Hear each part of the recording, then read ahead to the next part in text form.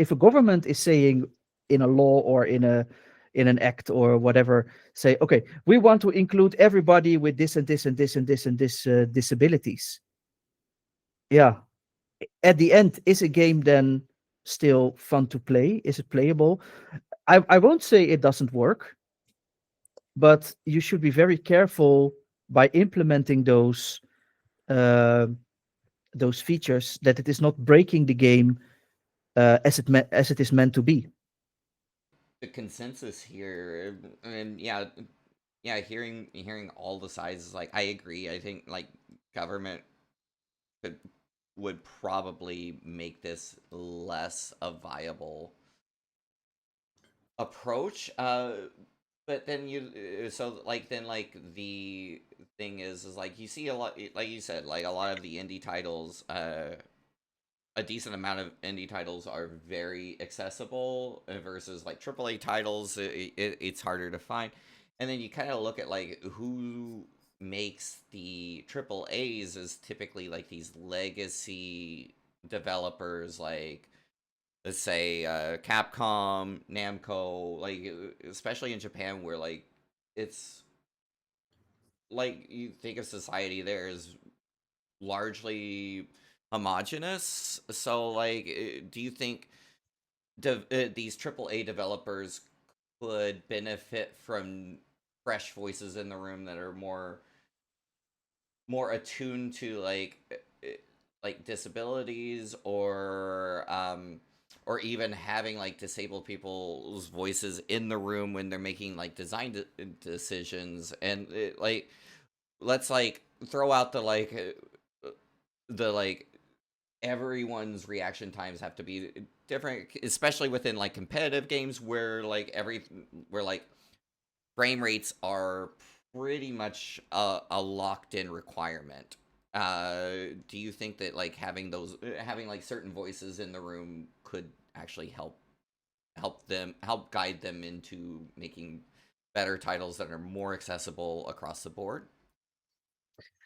I think it would help, but at the same time, um, those companies also need to take care of it then afterwards. I can give you an example which really pisses me off still. Um, Blizzard. We all know that company. Has created a game named Hearthstone, which is a card game based on the World of Warcraft world, which is totally inaccessible by default for blind players. A few years ago, there was a guy who, on his spare time, created a mod that made it possible for screen readers, like blind people use on their computers, to interact with the game, and made it possible for them to play the game or most part of it. Uh, then, unfortunately, the developer of that mod had no time to continue with it. So, a group of blind people from the blind community who also have programming skills, they took over the development of the mod in order to keep up with updates from Blizzard. Now, the thing which is excellent that they are doing it. Now, the thing that pisses me off is that a few years ago, after that mod appeared for the first time, Blizzard, who was aware of the mod, promised that they will natively integrate accessibility in their game for blind people. We are now talking about at least 4 or 5 years back. It's still not done. So the blind community is still providing an update every week or something in order to keep up with the game. And that's fine. But I think a company like Blizzard, who know how it should be done, they already got the instructions to include that mod in the game. They still don't do it, and that makes me sad because how more do you need as a company in order to include something that helps people to play your game? On yeah, that's incredible. And for me, like I'm surprised that a game like Hearthstone is so inaccessible by default, but then I don't know, like some of the like practices that like EA, Activision Blizzard have had, it feels simultaneously unsurprising as well. So I'm just like, but yeah, to sit on that for so long just is Yeah, wild. and the thing is, I can imagine that if you need to, as Joey mentioned earlier in the podcast, that you need to include accessibility features from scratch, like screen reader support. I can imagine at some point that you don't want that as a company, as a game development, and that you maybe include it in the next version of the game that you build from scratch. I mean, if that is the case, okay, it's not nice, but it is what it is. But in this case with Blizzard, it's really just laziness, Hmm. or they don't give a fuck about it, or something like that. And especially a company like that has already been under attack because of yeah, sexual harassment and stuff like that. Yeah, if I was their CEO, I would like to say, oh, this is just so good to include this in our game and hopefully giving us back our good reputation because we are doing something good right now. I mean, I don't understand this.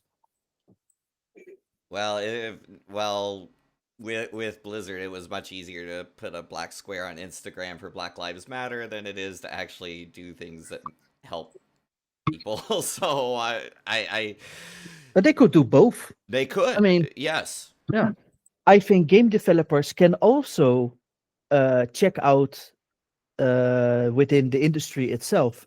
For example, Forza Motorsports was mentioned that it is accessible. It's a racing game, right? Um, and the way they made it accessible for blind people is they built in a screen reader and they gave the game assistive controls for races. For example, the AI of the game or the CPU will help you having your car pointing towards the right direction so that you won't turn around, or will give you audio cues if you have to turn left or right and stuff like that. So why is Nintendo, for example, not including those same things in the new Mario Kart? Hmm. Or why is Gran Turismo or Formula One, the next game, not doing the same? If we take fighting games, um, we see Mortal Kombat, who did an excellent job when it comes to accessibility. I mean, I like Street Fighter. I don't like Mortal Kombat 1, but that is just a personal question. But if it comes to accessibility, I, I really want to give them so much credits. Uh, they go that far that even fatalities are having their audio description, what is going on the screen. I mean, Wow. come on. Yeah, that's incredible. And then you think, then you look to Street Fighter 6 that Capcom likes to boast. Oh, we did good. We made it accessible. It's awesome. And they don't even have narration in their menus. Yeah, I can get so worked up. Yeah, Joe is saying he knows how worked up I can be about this. Hmm. It's so bad. I mean, they did good, but They did they good could on a do few so much things. better. Yes, it could have been incredible, and it Yeah. isn't. No, Yeah. and I hope it is in the next update or something. I don't expect it. No, But because so far they have, for instance, all the feedback you have given online, Sven, in your videos, they have done exactly nothing of the things you said, hey, maybe you could fix this. yeah, Hmm. And there has been big updates. So it feels like they were like, no, we already included some things. We're done. I think like the biggest thing they did was add character names when you select them in ranked. Oh, yeah. well done Yeah. them. Yeah. Kudos. And then I mean you already had the example of Mortal Kombat 1 and Street Fighter. And then our buddies from SNK, they released Fatal Fury City of the Wolves. And Joey and I, we were playing the beta, and the first thing we already noticed is that it is not possible for a blind person to even get a match, simply because you have to use your your arcade stick or your D-pad to control some kind of mouse cursor over the screen in order to hit the continue to match button. Oh, and it was Instead- a little bit like Super Smash, right? That yeah, you have- yeah, instead of just pressing 2 steps down and 2 steps left and press continue, no, you really have to move it over the screen to point it to a specific Lobby. place. Ugh. And that And- wouldn't even have to be a thing if you just had a toggleable option that says, "Oh, you're not using a mouse." Yeah. Okay, nice, good. Then you use the keyboard. Here you go. And I know it was still in beta, but I'm curious if that is fixed. Yes. No, it's not. No, it's not. Mm. Okay. No. And then I'm like, are they just ignorant, or are they stupid, or don't they give a fuck? Or I'm like, you have seen what other companies do. Do the same. It works. You don't have to think about it anymore. That again, work has How already much been has the done. community been screaming? That's what we need everybody for. Everybody who's playing, at least a big part of them needs to say, "Hey, what the fuck? Why is this not working?" Yeah. I think that because our group is too small, they don't care about us. It needs to be the big group that says, "Hey, wait, in Mortal Kombat 1 this works, and in Street Fighter 6 that works. How is SNK building such a bad game?" And they have unlimited Saudi money now. Yeah, so indeed, so Yeah. extra bad. Now, yeah, even if they don't have the money that much, I mean, it's still a wasted chance, in my opinion, Mm. to not include it. And again, it probably looks pretty cool, but then make it a toggleable option so you don't have to. It doesn't have to be the standard option to use a mouse cursor. Yeah. Actually, sighted people hate it too. Oh, Yeah. okay, good to know. Then the sighted people and should they I, still I, I don't hate change their it. I hate their UI. I hate SNK's UI in City of the Wolves. It's awful, and I'm surprised that got through final testing. And that's even just like not even factoring in the accessibility. It's awful for us as well. Okay. But I do want to. Then it's even worse. Yeah, I do want to make the distinction here, and I want to like cut here, like cut a point here, because we're talking about how amazing Forza Motorsport was, and I'm looking this up on the flight. Forza Motorsport, made by Turn 10, an American company. Mortal Kombat 1, made by NetherRealm, an American company. Mhm. And then Last of Us, made by Naughty Dog, an American company. But then you look at like Street Fighter 6, made by Capcom, a Japanese company. City of the Wolves, made by SNK, a Japanese company. We're Yeah. seeing a pattern here of the companies outside of like the outlier Blizzard being an American company, but we can like factor in a lot of the like misgivings that the general public has about Blizzard as a company to Blizzard's track record. But the pattern seems to be like American companies, North American companies do much better when it comes to like accessibility, and Japan is lagging behind. And outside of like the sidewalks in Japan being more accessible, that's typically as far as they go. And a lot of like the disabled community is it's because I lived in Korea, I lived in China, and I've visited Japan, but like the track record with Asian society seems to be like disabilities are out of sight, out of mind. Mhm. So I'm wondering, do you guys think that a lot of that is a cultural thing, that they just aren't thinking about this because they don't see it in their day-to-day life? Where I will see people that are disabled like constantly within North America because we don't like, and I've saw it in Europe as well when I travel. It's like a lot of it is not out of sight, out of mind. Like it's in the forefront of our minds because we see it all the time. I don't dare say anything about that because I've not been in that part of the world. I don't have enough contacts with people in that part of the world, so I don't. What the question that popped up in me was: are the American companies maybe more aware of and scared of being cancelled, or being pointed out as you are not making accessible things? Than the. I mean, people have been complaining, for instance, about Nintendo for so many years that there has been no screen reader in the Nintendo Switch. There are almost no games on the Nintendo Switch that are playable for blind or visually impaired people, and they haven't given a single bloody fuck, to be blunt. And that's also a Japanese company, whereas when North American companies get that kind of criticism, I have the impression that they are more likely to listen to it and try to do something about it. So I don't know if that's also factoring into it. Japan doesn't listen to anybody but Japanese people, I feel. Yeah, maybe, but then again, I also heard that there were actually, Sven, correct me, but I think you have heard it too, that there were Japanese people involved in the accessibility features for blind and visually impaired people for Street Fighter 6, weren't there? The Ipara people. Oh yeah, I am. I mean, I am absolutely sure they are, and but I don't know at what level they have influence in Capcom. I mean, maybe it was only like, hey, we have created a few questions for you blind guys. Can you answer them? And we do it, or we will think about including your answers. Or are they really active? How do you say that? Helping the development of the game? I don't know. No. What I do know is that all the videos, accessibility videos that I made for Street Fighter 6, I also send them to the Ipera group in Japan. That is the group that have disabled people that spoke with Capcom in a certain level, and they would send it further to Capcom on my behalf.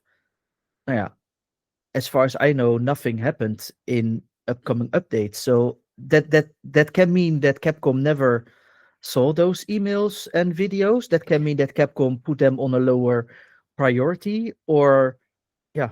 What we have also understood is that the Japanese structure when it comes to how companies are put together is very, very different from European and American companies. So there are so many levels and sub-levels of who gets information and where it goes, and filters that it has to go through, that I think there are also chances that it just gets stuck somewhere because somebody didn't think it was important, or somebody didn't have time, or somebody didn't care, and they wouldn't bring it to higher authority because they figured they wouldn't care either. But we don't know. We are just making assumptions now. Or it might be that Capcom thinks we put enough effort in audio accessibility. This is what you get.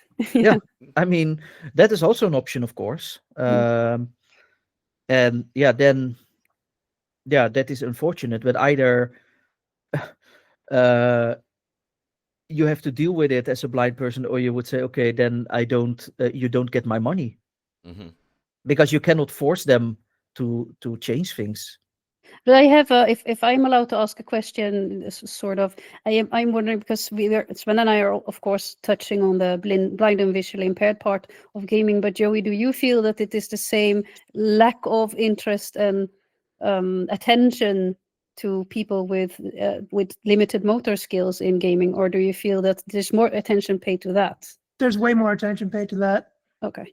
I just have to go to any game released basically in the last 5 years.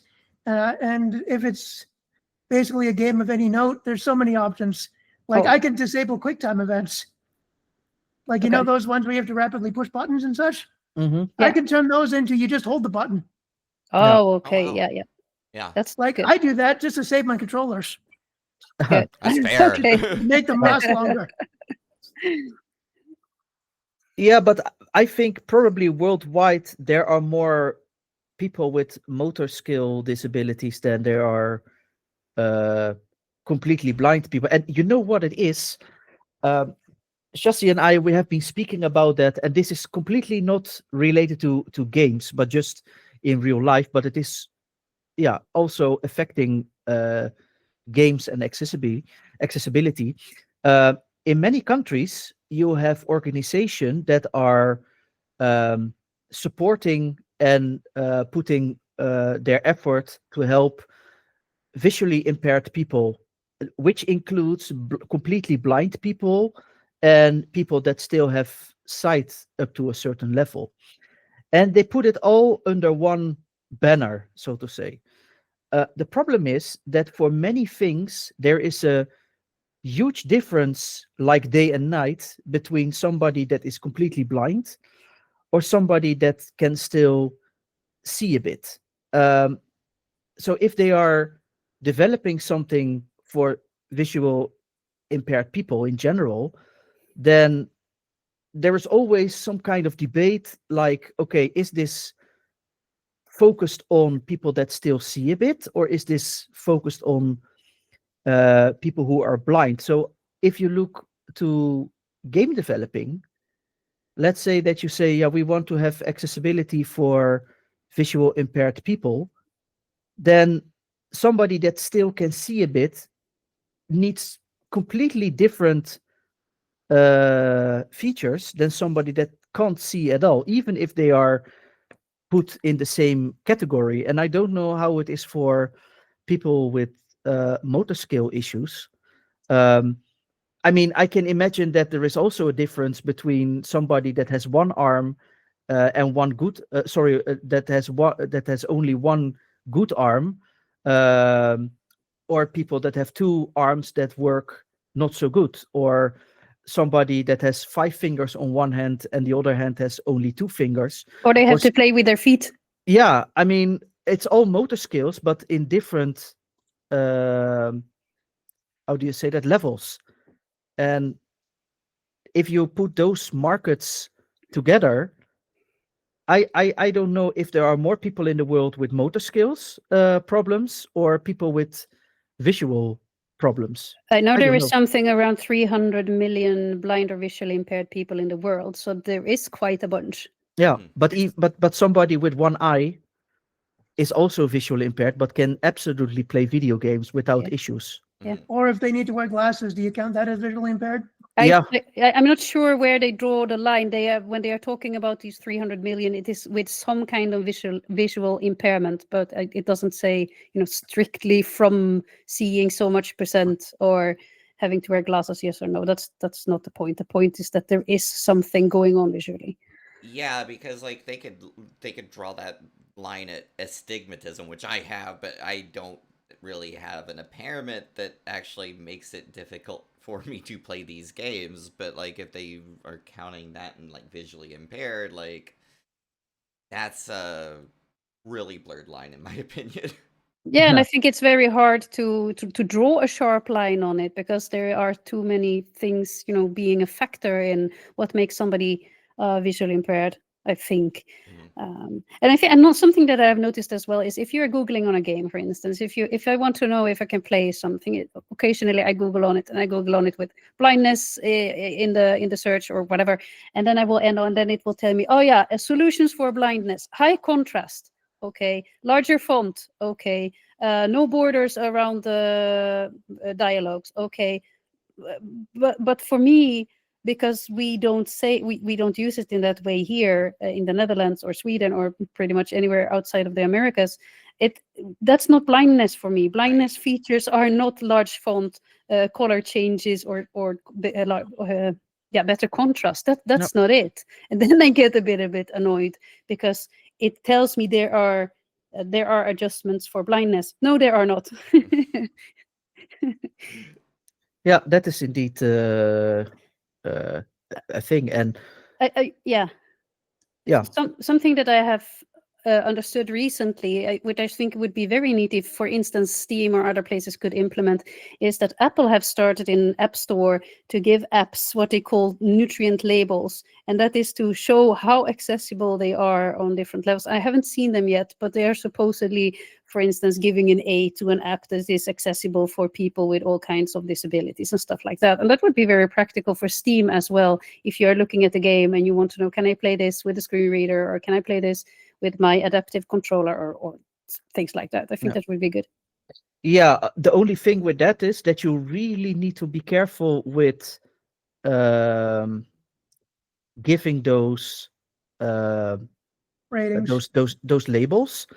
I will give an example. I was playing Street Fighter 5, right, in the past. No accessibility features at all. If people would ask me, is the game accessible? I would say yes, because I can play it on a very high rank. But give the game to another blind person, and they would probably say, I don't understand what I'm doing. I cannot move around in the menus. I cannot move when I'm in a match. I don't know if I'm left or right or what's happening. So they would say this game is absolutely not accessible. So when it comes to give labels to a game, of course, things that you can actually say as facts, like screen reader support, yes, okay, label. Yeah.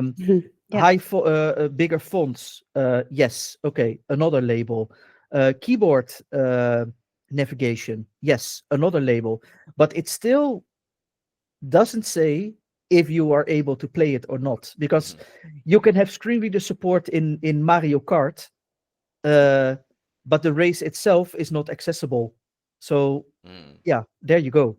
Yeah, what was that? Which game was that, Joey, that you told me earlier this week it had got narration in the menus? 2x scale. Yeah, and you say still it would probably be hell to play if you cannot see what you're doing. You said that because I sent you gameplay from it, and you're like, "Where Oh, is right, everyone?" yes, because it doesn't even have stereo sound. I was gonna throw in a naughty Yeah. word that it's not. It doesn't have it. It's everything is in the middle, Oh. so that's very annoying. No. But So it yes, has narration in the menus. yeah, Let's go. yeah, but that's what I mean. So yes, putting labels on it, that can help. But on the other hand, it's also very dangerous because it can give people false expectations of if a game is accessible or not. Yeah, it's a tricky business, isn't it? Yeah. Yeah.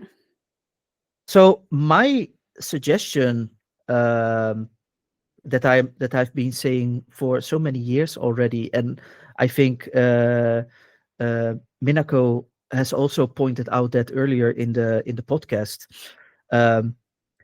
Have people with different disabilities have a voice in developing a game, and not when it comes to the story of the game or the game itself, what the developer has in mind, how a game should be, but have a voice when it comes to what features do we need in order to play your game.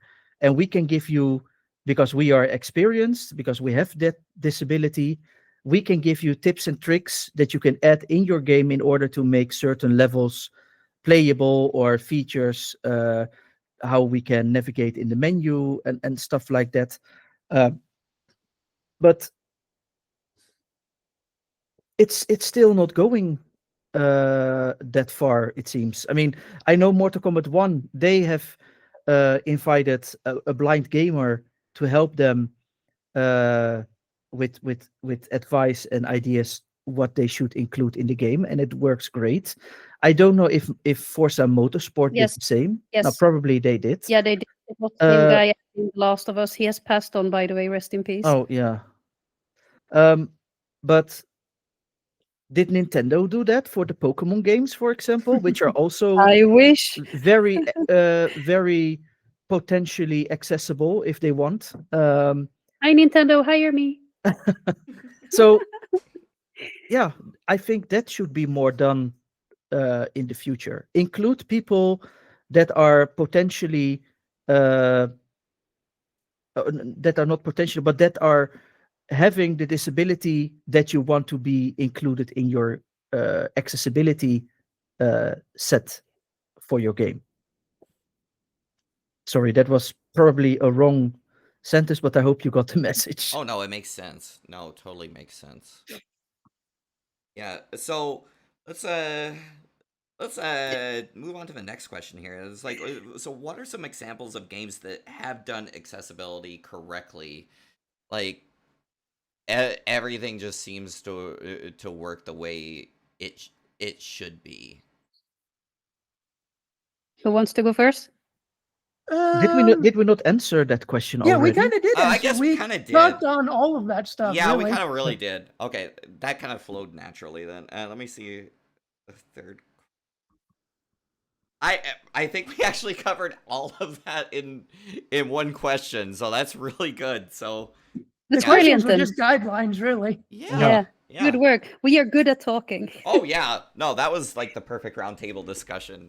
Well done. And I think this could be the entire second part of the podcast at this point. Yeah. Oh my gosh, that was like amazing conversation.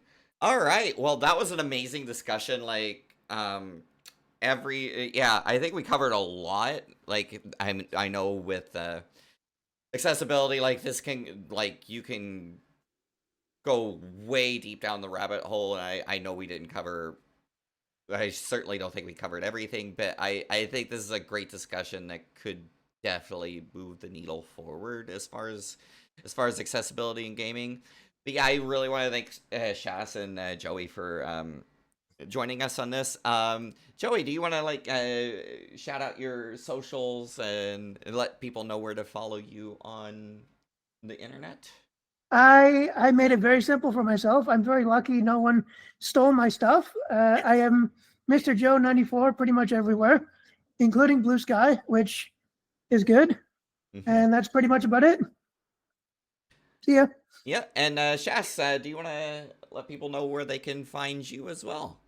Yeah, sure. Well, first I want to say thank you for having me on the podcast. It was very, very fun. If you want to follow me, you can find me on YouTube, Twitter, and Instagram as Shass Does Stuff. And on Blue Sky, it's just shass.bsky.social. So yeah, that's where you can find me. Come say hi. Yeah. All right, and Sven, do you want to shout out your socials as well, and we'll make sure we get you some more follows. Yeah, thank you very much. Yeah, everybody can find me as BlindWarriorSven on YouTube, Twitch, TikTok, Instagram, Facebook, Twitter, and yeah, probably many more. So Google BlindWarriorSven or go to blindwarriorsven.com and be my guest. Very welcome. Yeah. All right. Yeah, and I want to thank everybody for joining us. It was an amazing talk. Yeah, and as for me, I'm Minako, and you can I'll share. Yeah, you can follow me at smart_Minako on Twitter, smart-Minako on Blue Sky, and Smart Minako without the underscore on Twitch. So yeah, I want to thank you guys for all joining us tonight, and yeah, and thank you for watching GSM.